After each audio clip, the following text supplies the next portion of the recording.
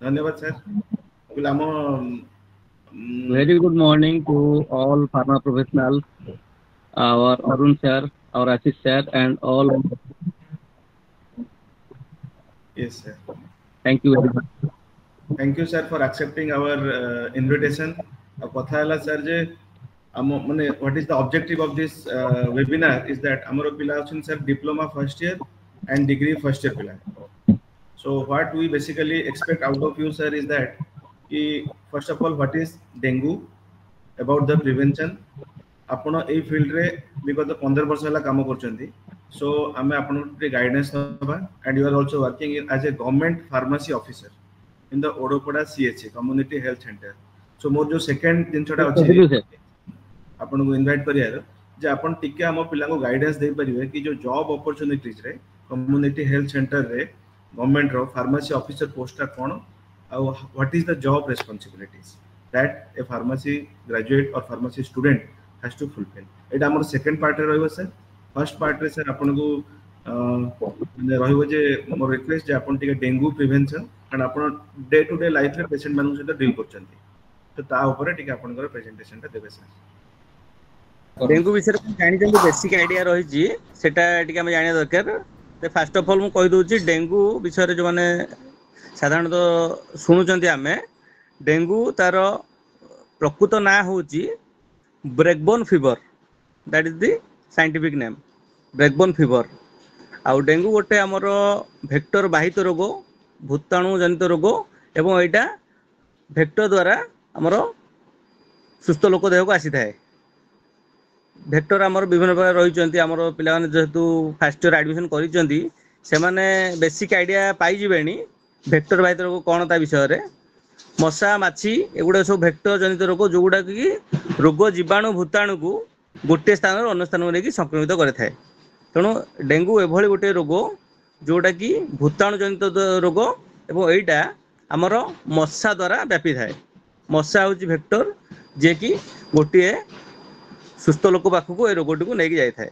एवं स्पेसिफिकाली डेंगू जो रही भाइरस रही एटा हूँ आमर फ्लाविविरिडे फैमिली रो भाइरस टी एवं फ्लाभि भाइरस होता जेनस होची तार विभिन्न प्रकार स्पेसीज होची जेमिति हमर मलेरिया रो विभिन्न स्पेसीज रहउची प्लाज्मोडियम विवाक्स, प्लाज्मोडियम फाल्सीपारम, प्लाज्मोडियम ओभाली जेमिति रहउची सेमिति हमर जो डेंगू रोगटी तार विभिन्न स्पेसीज रहउची।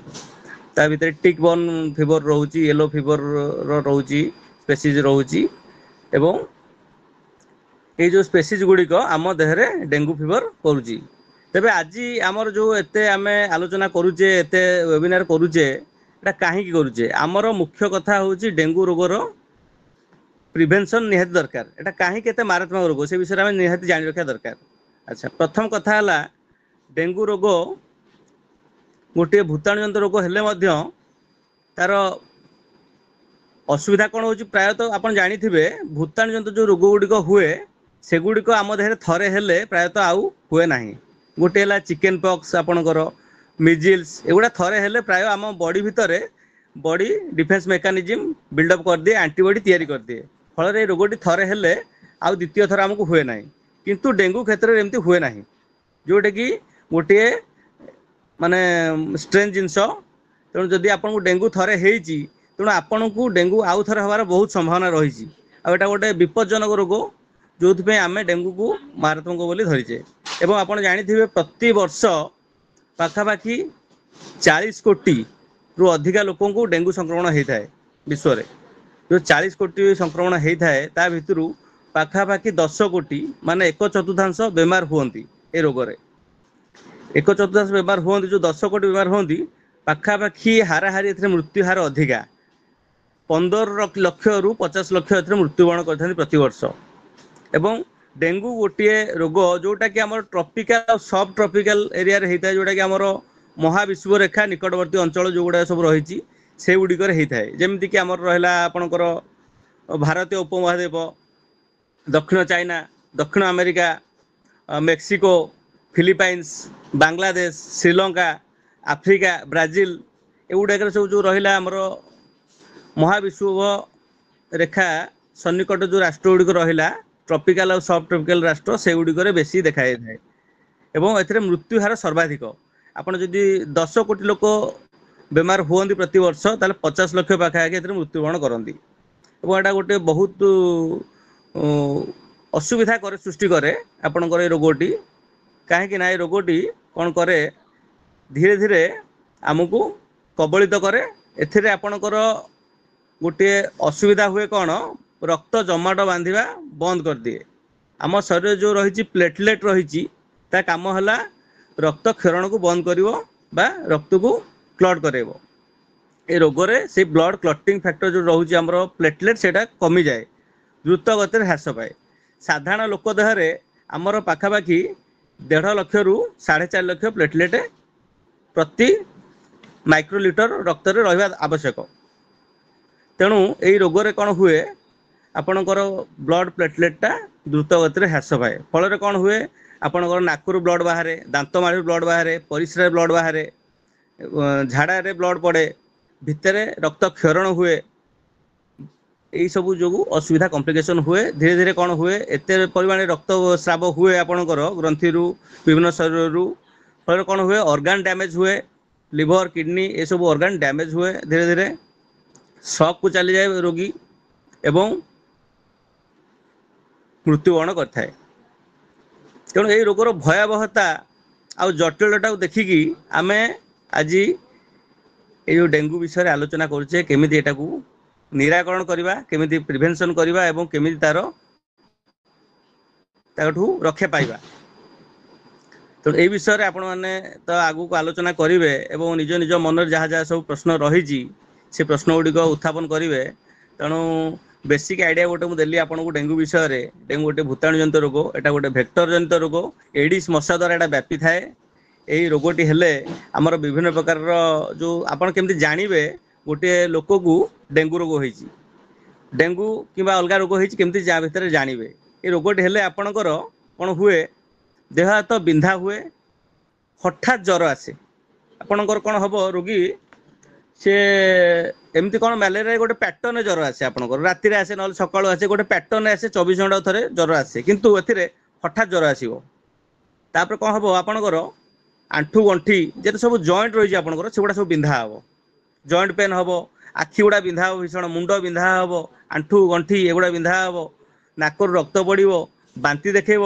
पेट काटी काटी हम दिन भितर 7 थर 8 थर झाड़ा लगे खाली यही सब लक्षण हम देखा जाए क्लांति लगे पूरा थकी जी आप ज्वर बारंबार आसो यही सब आप लक्षण देखिए सन्देह करेंगे जे यहाँ डेंगू रोगर लक्षण बोली सन्देह करेंगे जिते बड़े रोगटे आपन को संक्रमण 3 दिन 4 दिन होते गोटे रैश आसो जमती रक्तटा आमर जो क्लटिंग हुए जो रक्तटा प्रभावित हो जाए आपण बॉडी रे पर्पल कलर हो कि रेड रेडिश कलर हो ब्राउन कलर हो पैचेस सब आसीज आपड़ से सन्देह करेंगे जेटा डेंगू रोग बोली तेणु आप केमती जानवे गोटे रोगी को डेंगू रोग होता रक्त परीक्षा माध्यम आप जानीपारे आपंकर सीबीसी टेस्ट गोटे अच्छी complete blood count CBC test आप कले आपड़ जानवे जे एटा आमर डेंगू रोग होती केमती जानवे से प्लेटलेट संख्या कम देखेब तेणु आपड़ ओबियसली से सन्देह करेंगे हुएटा डेंगू रोग बोली सेकेंड थिंग है आमर आपणकर जो अच्छी कैसेट टेस्ट रोची डेंगू एंटीजेन आ डेंगू एंटीबॉडी टेस्ट रोची तार क्वालिटेटिव टेस्ट रोची क्लिनिकल टेस्ट रू आपण कन्फर्म हेबे जे डेंगू की नहीं आईजीजी आईजीएम टेस्ट रही तार डेंगूर जदि आईजीजी टेस्ट पॉजिटिव रोची तालेटा पूर्व संक्रमण को देखेब जदि आईजीएम पॉजिटिव रोची ताले आपण जानबे एटा होची वर्तमान संक्रमण रही तेणु ये जो परीक्षण द्वारा आम रक्त परीक्षा द्वारा आपण जानबे जे गोटे लोक को डेंगू रोग होती तो यहाँ है बेसिक आम केमती जाना डेंगू रोग परीक्षा करवा एवं डेंगू रोग आमर विभिन्न प्रकार औषध रही डेंगू रोग हेले विभिन्न प्रकार खाद्य रही विभिन्न प्रतिषेधक रही आमर डेंगू रोग रे आमको जो समस्या रोची आम यहाँ केमती निराकरण करवा तापर आलोचना करवा मुझे निराकरण उपरको जीवा पूर्व आमर अच्छी यदि क्वेश्चन अच्छी आमर आपण पचारि पारंती तापर डिस्कशन को आगेवा हेलो सर पिला मानकर किछि क्वेश्चन अछि नियाति नियाति निश्चय भाबे स्मृति आ महावीर जण करी आगो स्मृति कोन क्वेश्चन अछि पचारो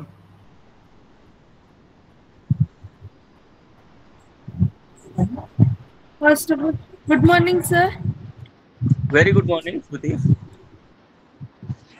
Sir, no doubt है कि sir आमे suppose जनो को डेंगू है जी, but एत्ते भी दिन है कि से मैंने एत्ते भी affected है ना दी। तो आमे आपको एमती किसी घरे एमती किसी की परिवार में किसी एमती रेमेडी अच्छी कि डेंगू को आमे घरे ही मैंने बोलो कर परिवार।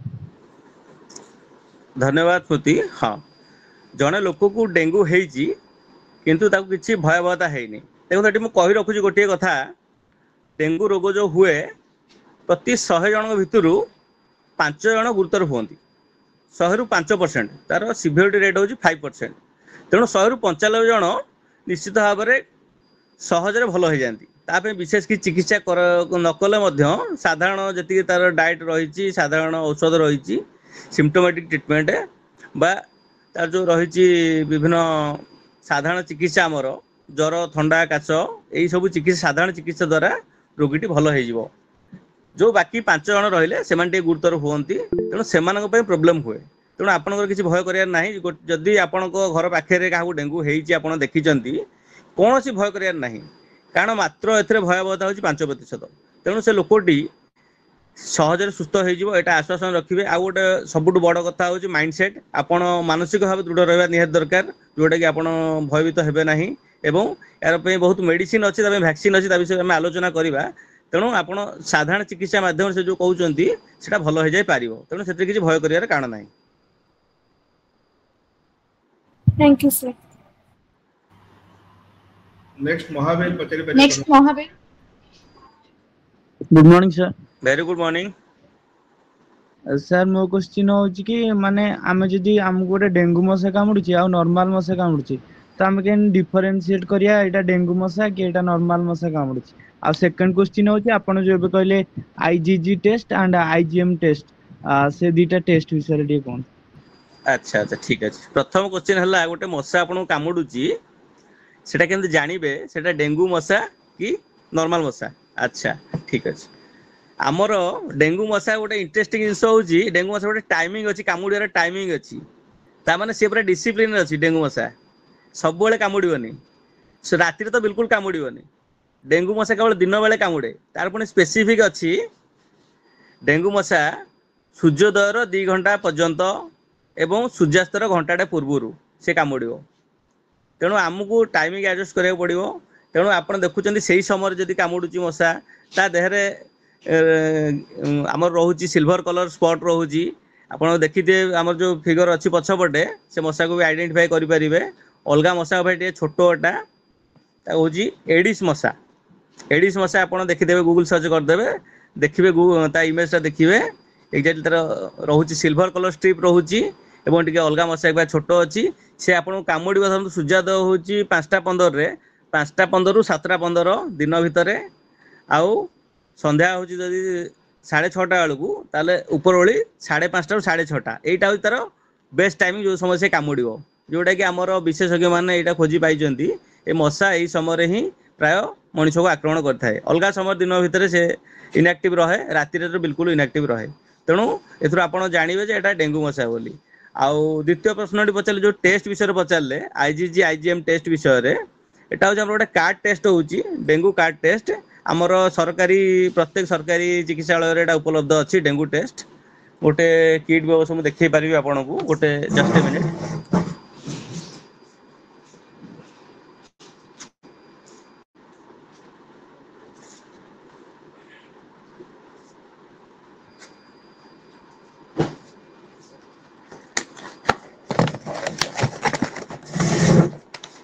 गोटे आमर कार्ड टेस्ट रोची एटा हूँ डेंगू टेस्ट। गोटे खाली देखिए दूसरी आपन को आमर जमी नॉर्मल सब प्राय किट पलि आसा गोटे किट रोची 2टा किट रोची। गोटे हूँ आईजीजी गोटे हूँ आईजीएम। आईजीजी रे कौन देखिए आपणकर प्रीवियस हिस्ट्री जदि आपको 2 मास तले डेंगू होता जदि एटा आईजीजी रे पॉजिटिव शो कला ताले आपणकर 2 मास 3 मास तले होता जो डेंगू तार लेट इफेक्टा देखो ए। किंतु जदि आपणकर आईजीएम देखौची ताले आपण जानबे जे डेंगू कन्फर्म हेजी वर्तमान। अच्छा यहाँ हूँ कार्ड टेस्टा या ऊपर को टेस्ट अच्छे आम कन्फर्मेटरी टेस्ट अच्छे आपंकर देखा पड़ो क्वांटिटेटिव टेस्ट देखा पड़ो केते सिवियरिटी होती क्वांटिटेटिव एनालिसिस रही तेणु यहाँ बेसिक टेस्ट आम जाना ए डेंगू होती कि डायरेक्ट जब सीबीसी टेस्ट करेंगे कंप्लीट ब्लड काउंट टेस्ट करेंगे आपड़ से देखिए आपणकर प्लेटलेट काउंट कम रोचे ताल आप जानवे जे एटा डेंगूर लक्षण रोचे ठीक अच्छे आज्ञा सर थैंक यू सर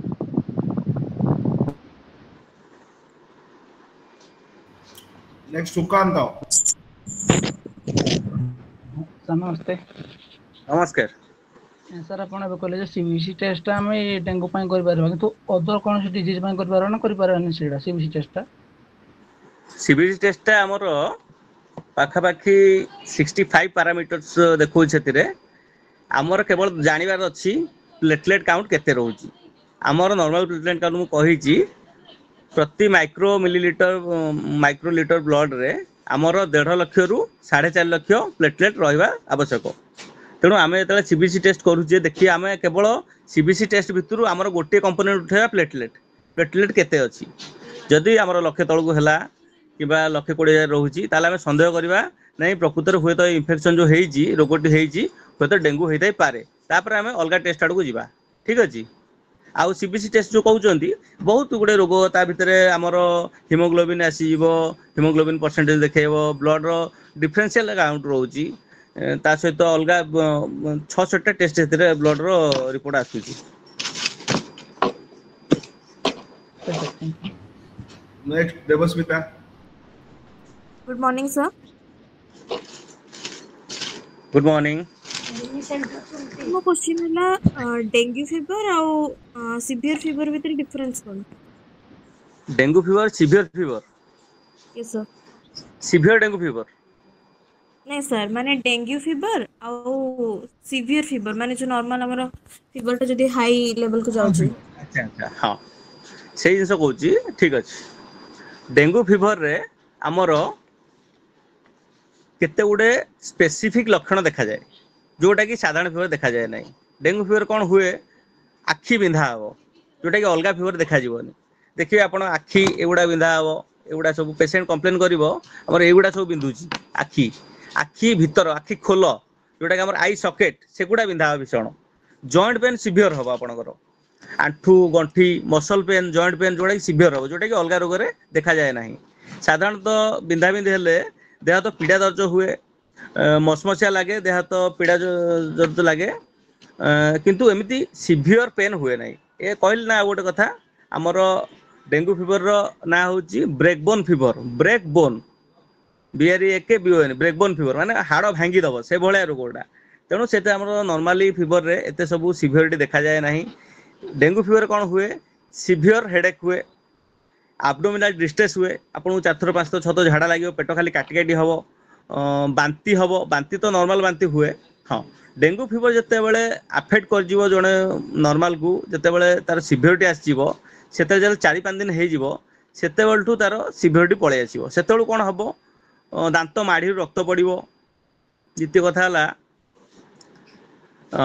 बांती रे रक्त पड़ो परिश्रा माने रेडिश कलर आसो तेणु से आप सन्देह करेंगे एत ब्लड पड़ूची जो ब्लडटा क्लटिंग हेनी सबुथ आसो सेटा नॉर्मल फीवर रे हुए ना जोटा कि डेंगू रे हुए डेंगू सिवियरिटी हुए नॉर्मल रे एगुड़ा हम कौन हम कौन आंठू बिंधा गंठी बिंधा आखि बिंधा पूरा माने निस्तेज लगे आउ नॉर्मल फीवर रे तार गोटे टाइमिंग थाए मैलेरिया हो टाइफॉइड हो तार गोटे टाइमिंग थाए से टाइमिंग रे फीवरटा आसो 24 घंटा 48 घंटा कि सकाल बेला ऊपर बेला तार गोटे टाइमिंग रे फीवरटा आसो किंतु आप डेंगू रे कौन हम हठात बसवे हठात ज्वर आसीगला पुणी पारासीटामोल खाईदे 3 घंटा पर पुणी हठात ज्वर आसीगला एभलिया सिम्पटम रहिबो तेणु एटा हूँ बेसिक डिफरेंस आम जाना जे एटा साधारण ज्वर कि डेंगू ज्वर ठीक अच्छे आज्ञा सर सर आपण कहते ब्लड टा हमर सीक्रेट होता है तो विटामिन सी डेफिशिएंसी रे भी हमर ब्लड सीक्रेट होता है जो स्कॉर्बिटा है तो सेटा रे एटा भीतर किछि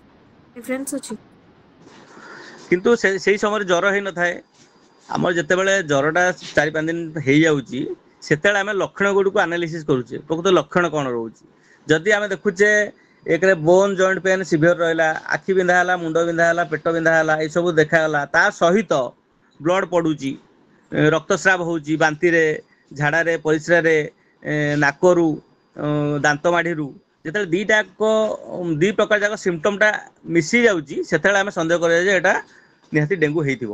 କିନ୍ତୁ ସ୍କର୍ଭିରେ କେବଳ ସେଇ ବ୍ଲଡ୍ ଛାଡ଼ିଦେଲେ ଅଲଗା ସିମ୍ପଟମ୍ ଗୁଡ଼ା ଦେଖାଯାଏ ନାହିଁ। Okay, ଠିକ୍ sir. ଅଛି।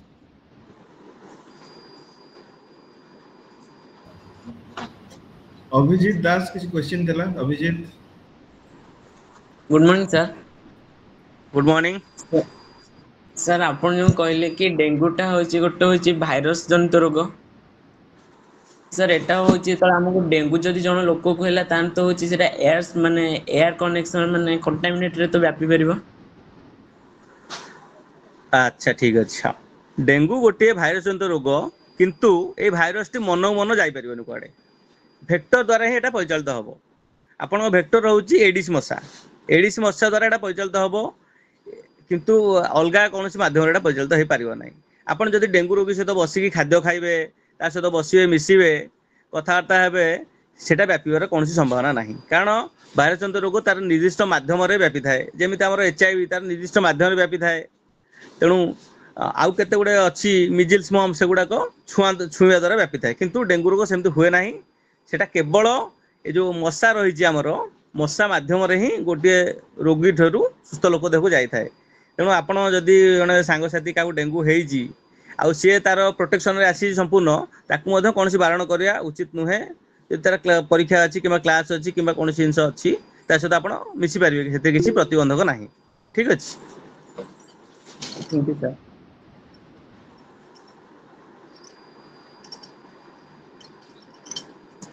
हेमंत कुमार प्लीज।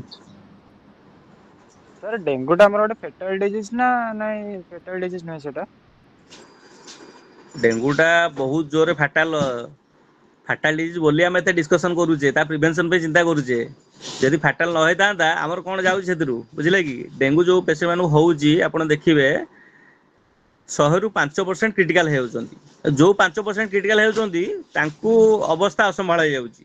ए जो ब्लीडिंग गुडा कहउतली होउची, ब्लीडिंग गुडा हेले कोन हबो आपणकर जेतेबेले आपणकर अनकंट्रोल ब्लीडिंग हबो, आपणकर ब्लड क्लॉट करिवो नाही, सेतेबेले आपणकर आपण शॉक को पळे आसीबे। सिवियर ब्लीडिंग हे कि बॉडी रु सबुतक ब्लड पळेबो, शॉक पोजीशन को पळे आसीबे, एनाफाइलेटिक शॉक हे जिवो, आपणकर ऑर्गन फेल्युअर हे जिवो, किडनी लंग्स डैमेज एगुडा फेल्युअर हे जिवो, तापर आपणकर अल्टीमेटली इंटरनल ब्लीडिंग हे कि डेथ हे जिवो।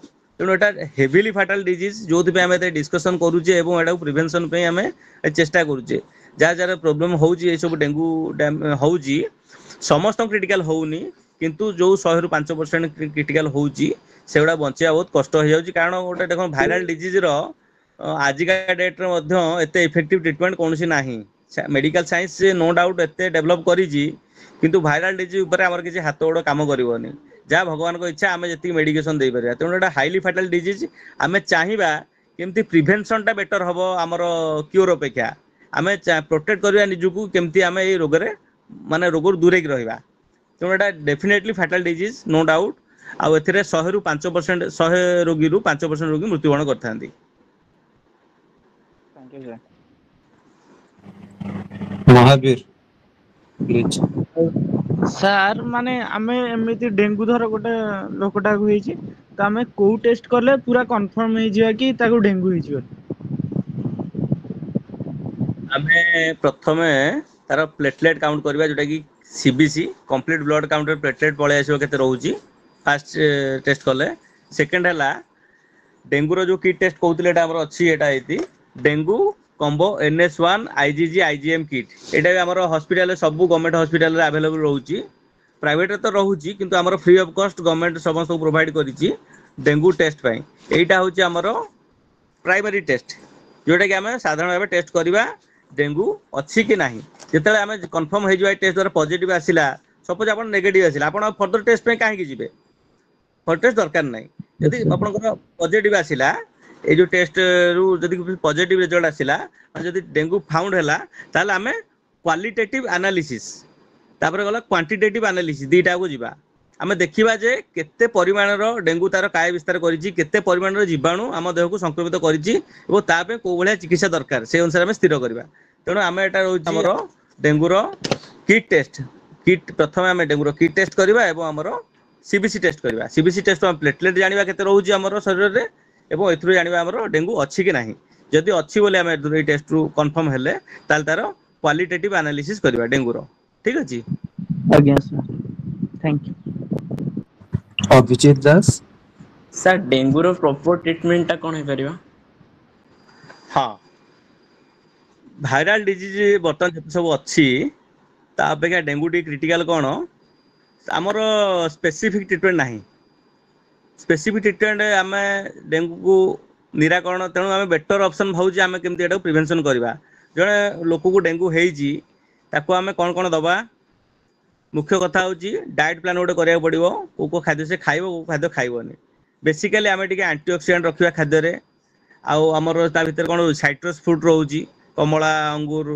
जो साइट्रस फ्रूट रहा आमर पपाया पपाया लीफ टा गोटे भल ए प्रिवेंटिव काम करुच्ची मेडिसिन काम करुच्ची पपाया लीफ जूस पपाया माने आमर जोटा रही अमृतभंडा पत्र एवं आम टे रोगी को सीझा खाद्य दबा ताकू जमी तैल जिनस दबा ता सहित आमर लेंबू पानी एवं ता सहित आमर दबा कौन नड़िया जोटा आमर पैड़ पानी एगुड़ा टे दबा खाद्य सहित कखारू ये सब खाद्य दबा बेसी दबानी कौड़ा आमर हेवी फुड दबानी जोगुड़ाक भात रुटी रुटी दबा जदि बाजरा रुटी दबा भात दबानी आमर ये जोड़ा सिंपल फुड जोगुड़ाक सब इजिली डाइजेशन हो पार से भाया खाद्य दबा आउ फास्ट फुड कि जो रहा हेवी फुड जोगुड़ाक मसला जिनस से दबानी जो ट्रीटमेंट बेसिस आमर कॉर्टिकोस्टेरॉइड दि जाए रोगी को एवं एंटीवायरल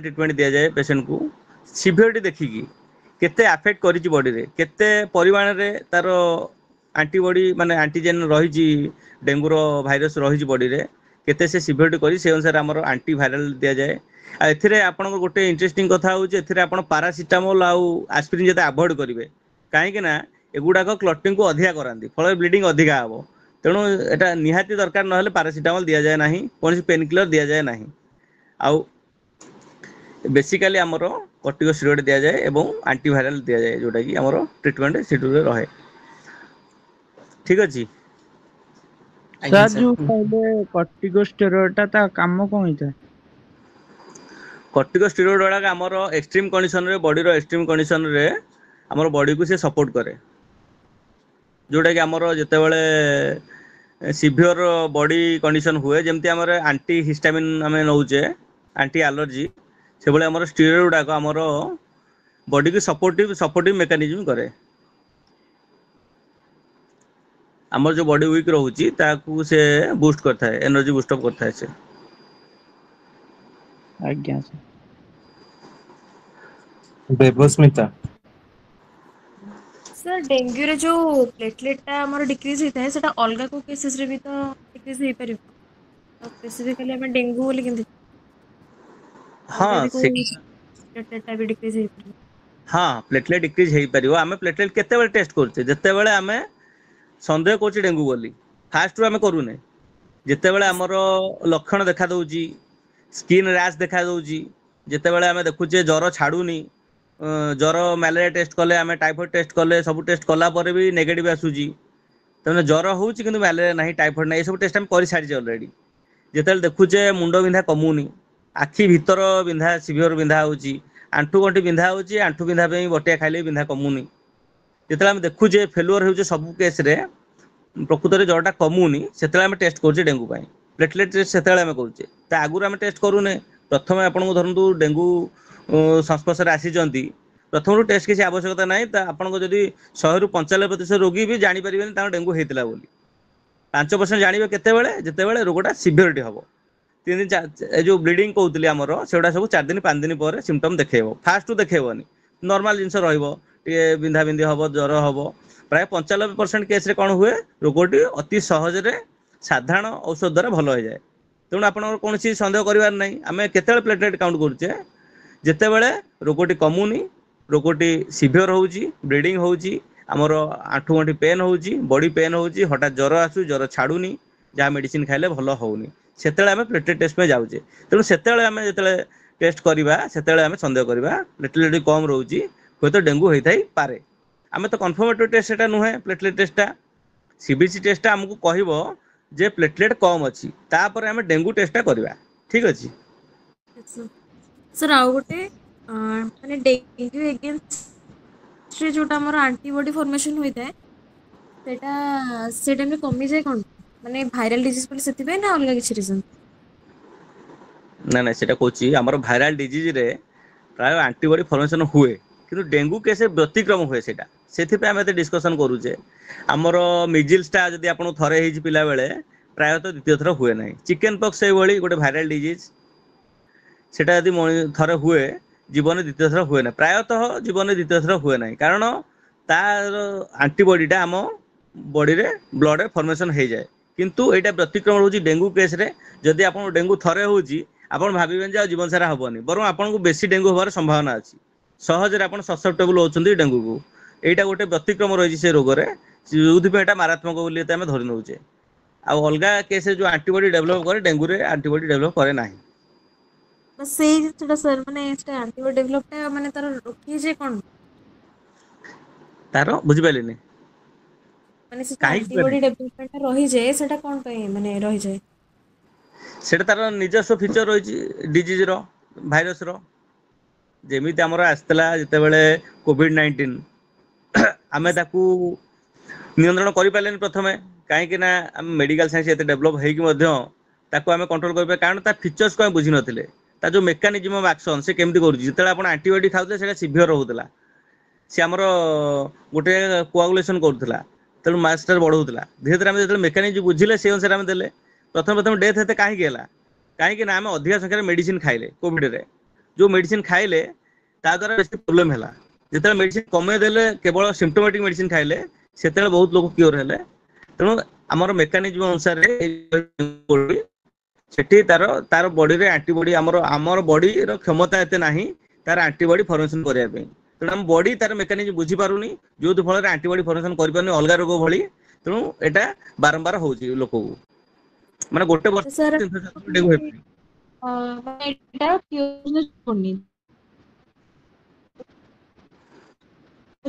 ଜଣା ନା ଏପର୍ଯ୍ୟନ୍ତ ଜଣା ପଡୁନି, ଯଦିଓ ତାର ଭ୍ୟାକ୍ସିନ ଆସିଗଲାଣି।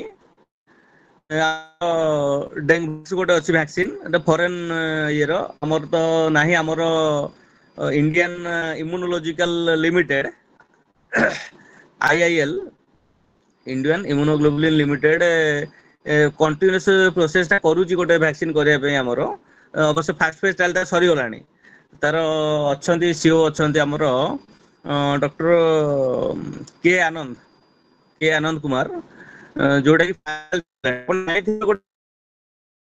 ବହୁତ ଟାଇମ ଟେକିଂ ଜିନିଷଟା।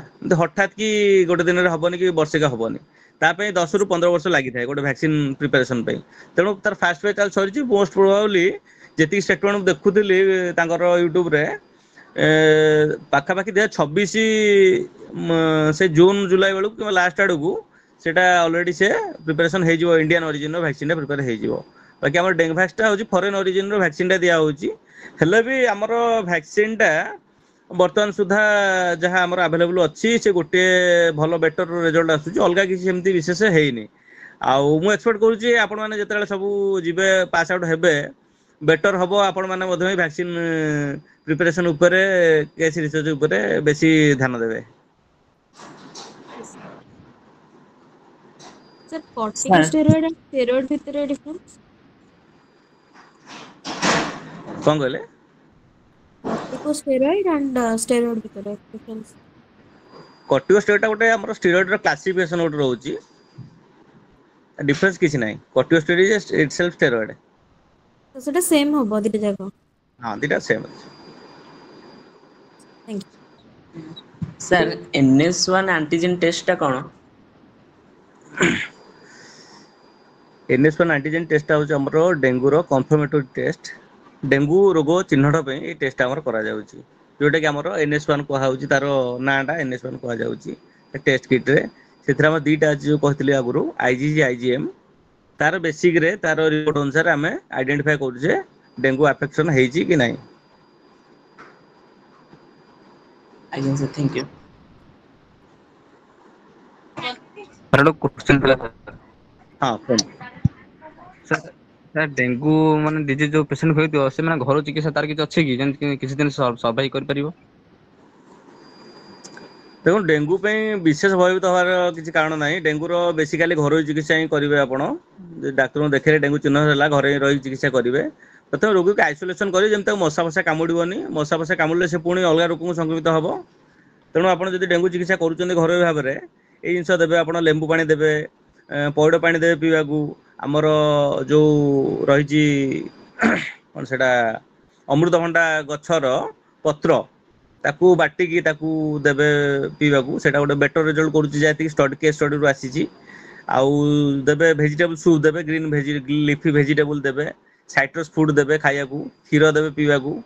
ଆମର ଗ୍ଲୁକୋଜ ଏଗୁଡା ଦେବେ ଟିକେ ଆମର ତାକୁ ଦେବେନି ଭାତ ଫାତ ଦେବେନି କିମ୍ବା ବେଶୀ ହେଭି ଫୁଡ ଯୋଉଗୁଡାକ ଆମର ସେଗୁଡା ଦେବେନି।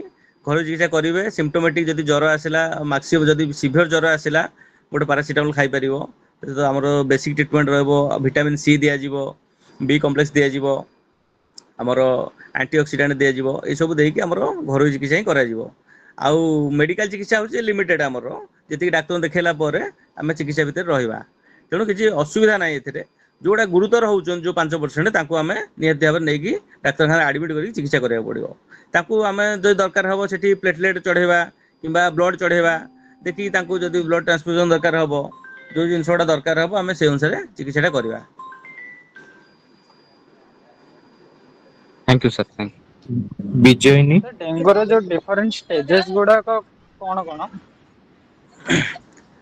ଡେଙ୍ଗୁର ପ୍ରଥମ ଷ୍ଟେଜ୍ ହେଉଛି ନର୍ମାଲ ଡେଙ୍ଗୁ ଫିଭର, ଯୋଉଥିରେ କି ଆପଣ ଜାଣିପାରିବେନି ଡେଙ୍ଗୁ ବୋଲି ଭଲ ହେଇଯିବ ସେଟା ମନକୁ। ଯୋଉଟାକି ଆମର 100ରୁ 95% ଲୋକଙ୍କୁ ହେଇଥାଏ। ଆମର ଯୋଉ ରହିଛି 40 କୋଟି ଲୋକ ଆଫେକ୍ଟେଡ ହଉଛନ୍ତି ତା ଭିତରୁ 40 କୋଟି ଲୋକଙ୍କୁ ଇନଫେକ୍ସନ ହଉଛି ବର୍ଷକୁ। ତା ଭିତରୁ 10 କୋଟି ଲୋକ ରୋଗରେ ପଡୁଛନ୍ତି। 10 କୋଟି ଲୋକରୁ 50 ଲକ୍ଷ ଲୋକଙ୍କର 40ରୁ 50 ଲୋକଙ୍କର ଡେଥ୍ ହଉଛି। ବାକି ଯୋଉ ରହିଲେ 9 କୋଟି 50 ଲକ୍ଷ ସେମାନେ ଏଇ କ୍ୟାଟେଗୋରୀରେ ଆସୁଛନ୍ତି ଫାଷ୍ଟ ଷ୍ଟେଜରେ। ଯୋଉଟା କି ଆମର ଇଜିଲି କ୍ୟୁରେବୁଲ। ନର୍ମାଲ ମେଡିସିନରେ ଏଟା ଇଜିଲି କ୍ୟୁରେବୁଲ ହେଇଯିବ। ସେକେଣ୍ଡ ଷ୍ଟେଜ୍ ଆମର ଷ୍ଟାର୍ଟ ହେଇଯିବ ଯେତେବେଳେ ରୋଗୀର ରୋଗ ଭଲ ହେଲାନି ତା ଦେହରେ କମ୍ପ୍ଲିକେସନ ଆସିଗଲା 5 ଦିନରୁ 6 ଦିନ ପର୍ଯ୍ୟନ୍ତ ତାପରେ ଏଟା ସେକେଣ୍ଡary ଫେଜରେ ଆସିଯିବ। ଯୋଉଟାରେ କମ୍ପ୍ଲିକେସନ ଗୁଡା ଷ୍ଟାର୍ଟ ହେଇଯିବ। କମ୍ପ୍ଲିକେସନ ଗୁଡା ମୁଁ ଆଗରୁ କହିଛି ଯେମିତି ବ୍ଲିଡିଙ୍ଗ ହବ, ନାଜାଲ ବ୍ଲିଡିଙ୍ଗ ହବ, ଇଣ୍ଟରନାଲ ବ୍ଲିଡିଙ୍ଗ ହବ, ଆପଣଙ୍କର ଯୋଉ ରହିଲା ଅର୍ଗାନ ଫେଲୁଅର ହବ କିମ୍ବା ଆମର ସିଭିୟର ଆମର ଯୋଉ ରହିଛି ତାର ସିଭିୟର ଡ୍ୟାମେଜ ଗୁଡା ହବ ଆମର କିମ୍ବା ସକ୍ ହବ ଏଗୁଡା ସବୁ ସେକେଣ୍ଡ ଷ୍ଟେଜରେ ଯିବ। ତେଣୁ ବେସିକାଲି ଦିଟା ଷ୍ଟେଜ ରହୁଛି ଡେଙ୍ଗୁ ଫିଭରର ଯୋଉଟା କି ଆମକୁ ଆଫେକ୍ଟ କରୁଛି। ଫାଷ୍ଟ ଷ୍ଟେଜରେ କିଛି ପ୍ରୋବ୍ଲେମ ନାହିଁ, ନର୍ମାଲି ଜଣେ ଆରାମସେ ଭଲ ହେଇଯିବ।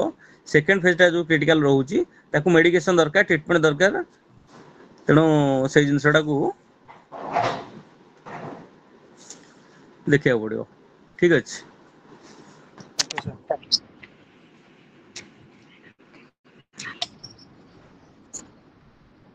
Good morning sir. Good morning. Sir ଯେମିତି ଯୋଉ ଡାଏଟ୍ ପ୍ଲାନ୍ ଟା କହିଲେ କି ଟ୍ରିଟମେଣ୍ଟ କହିଲେ ସେଇଟା ଆମର ପେଡିଆଟ୍ରିକ୍ ଆଉ ଜେଡିଆଟ୍ରିକ୍ ପାଇଁ ମାନେ ସବୁ ସେମ୍ ରହିବ।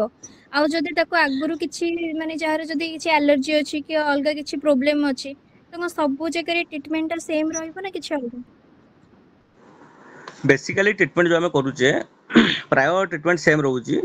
କେତେକ ଆମର ପ୍ରୋବ୍ଲେମ ହଉଛି କୋଉ କେସରେ ଯେଉଁମାନଙ୍କର ଧରନ୍ତୁ କିଡ଼ନୀ ଫେଲୁଅର୍ ଅଛି, ସିକେଡ଼ି ଅଛି କିମ୍ବା ଯାହାର କିଛି ଲଙ୍ଗସ୍ ଡିଜିଜ୍ ଅଛି କିମ୍ବା ଯାହାର ବ୍ଲିଡ଼ିଂ ଫ୍ୟାକ୍ଟର ଉପରେ କିଛି ଇସ୍ୟୁ ରହୁଛି, ଯାହାର କ୍ୟାନ୍ସର ରହୁଛି କିମ୍ବା ଯାହାର ପ୍ରେଗନେନ୍ସି ରହୁଛି ସେଇ କେସ୍ ଗୁଡ଼ିକରେ ଆମର ଟିକେ ଇସ୍ୟୁ ରହିବ, ଟିକେ ଡିଫରେଣ୍ଟ ରହିବ। କାରଣ ସେଇ କେସ୍ ଗୁଡ଼ିକରେ ଆମେ ସ୍ପେଶାଲିଷ୍ଟ କନସଲ୍ଟ କରିକି ଟ୍ରିଟମେଣ୍ଟଟା କରିବା। କାରଣ ଆମେ ସେମିତି ନର୍ମାଲ ପେସେଣ୍ଟ ଯେଉଁ ରହୁଛନ୍ତି ଆମର ଏଜ୍ ଗ୍ରୁପରୁ ଧରନ୍ତୁ ଆମର ଆଡଲ୍ଟ ନର୍ମାଲ ରହୁଛନ୍ତି ଯେଉଁମାନେ ତାଙ୍କୁ ଜେନେରାଲ ଟ୍ରିଟମେଣ୍ଟ ଆମେ ଏଇ ପ୍ରୋସିଜରରେ କରିବା। ତା ବାଦ ଯାହାର କିଡନୀ ପ୍ରୋବ୍ଲେମ ରହୁଛି, ଲିଭର ପ୍ରୋବ୍ଲେମ ରହୁଛି କିମ୍ବା କିଛି ଡାଇବେଟିସ୍ ରହୁଛି କିମ୍ବା ଧରନ୍ତୁ ପ୍ରେଗନେନ୍ସି ଅଛି ତାହେଲେ ଆମେ ସ୍ପେସିଫିକ୍ କନସଲଟେସନ ପରେ ହିଁ ଟ୍ରିଟମେଣ୍ଟ କରିବା। ସ୍ପେସିଆଲିଷ୍ଟ ଯେଉଁମାନେ ରହୁଛନ୍ତି ଗାଇନୋକୋଲୋଜିଷ୍ଟ ରହିଲେ, ମେଡ଼ିସିନ ସ୍ପେଶାଲିଷ୍ଟ ରହିଲେ ସେମାନଙ୍କୁ କନସଲ୍ଟ କରିକି ଏଟାକୁ ପ୍ରୋସିଜର ଫର୍ଦର ଟ୍ରିଟମେଣ୍ଟଟା କରୁଛୁ। ସାର୍ କଣ ତାଙ୍କ ପାଖରେ ମାନେ ମାନେ ବେଶୀ ହାର୍ମଫୁଲ ହେବାର ଚାନ୍ସ ରହୁଛି? हार्मफुल आमर बेसिकली जो 4 to 5% हार्मफुल रहुची सेटा कहि हबनी छोट पिला भी हेई पारंती बड़ लोक भी हेई पारंती सेटा कहा केस रे आमर सिवियरिटी हबार सेटा कहि परिबानी तेणु डैमेज समस्त सेम हबो पाखा पाखी इक्विवेलेंट रहइबो किंतु जेहेतु आमर जनकर आगुरु रहि हिस्ट्री रहि डायबिटीज रो ताको आमे टिके काउंट को नबा जहार किडनी डैमेज रहि ताको आमे को मेडिकेशन देई परिबानी को मेडिसिन ब्रेकअप करबा सेटा देखिके आमे ताको ट्रीटमेंट करबा कारण प्रेगनेंसी गोटे मेडिसिन कंट्राइंडिकेटेड थाए तेणु आम टे जो प्रेग्नेंट वुमेन जड़े डेंगू रे अफेक्टेड होती जो मेडिकेशन दबा आम निहती भाव से जड़े गायनोकोलॉजिस्ट कंसल्ट करवा ये मेडिसिन आम दबा जाऊँ डेंगू आपंकर किसी ऑप्शन अच्छी कि ना तेणु यहाँ बेटर वे हम आम जो पेडिशियन आमर गायनोकोलॉजिस्ट को कंसल्ट करुचे ये रोग नहीं बेटर एटा टिके रोगियों बेटर रहिबो।